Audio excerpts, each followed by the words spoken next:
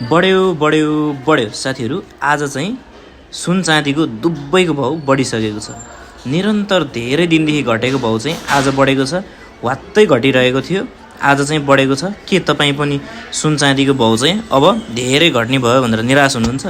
हाम्रो भिडियो अन्तिमसम्म हेर्नु होला र हाम्रो यो आइडीलाई जरुर फलो गर्नु होला। यस्तै यस्तै नयाँ जानकारी चाहिँ तपाईँहरूले थाहा पाउनको निम्ति हाम्रो आइडीलाई जरुर फलो गर्नु होला।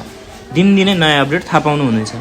आज मिति 2082 साल 10 को महिना 20 गते 20 गते चाहिँ सुनको भाउ चाहिँ बढेको छ। सुनको भाउ 3,38,800 रुपियाँ रहेर सबैभन्दा धेरै भएको सुनको भाउ चाहिँ आज के कति बढ्यो म हिसाब गरेर देखाइरहेको छु।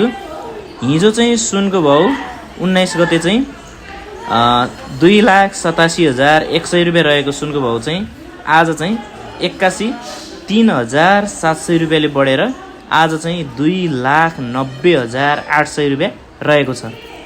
भने चाँदी पनि बढेको छ। चाँदी पनि आज एकै दिनमा बढेको छ।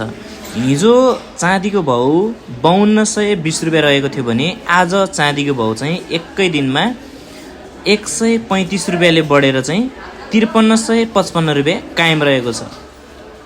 आज 5355 रुपियाँ कायम रहेको छ। यस्तै गरेर सुनको भाउ चाहिँ जुन तपाईँहरूले मेरो हातमा देखिरहनु भएको थियो यति पैसा बराबर वात्ती घट्दै घट्दै घट्दै घट्दै गएको थियो भने अब चाहिँ बढ्न थालिसकेको छ। के सुनको भाउ अब रोकिएर अब बढ्न सुरु गर्ने हो त? फेरि हिजो अस्ति जसरी नै वात्ती बढ्ने हो त? सचेत रहनु होला। तपाईँहरू पनि किन्ने सोचमा हुनुहुन्छ भने तपाईँको लागि घटेको हुनसक्छ। सुनको भाउ बिस्तारै बढ्ला वा घट्ला कमेन्ट बक्समा कमेन्ट गर्नु होला।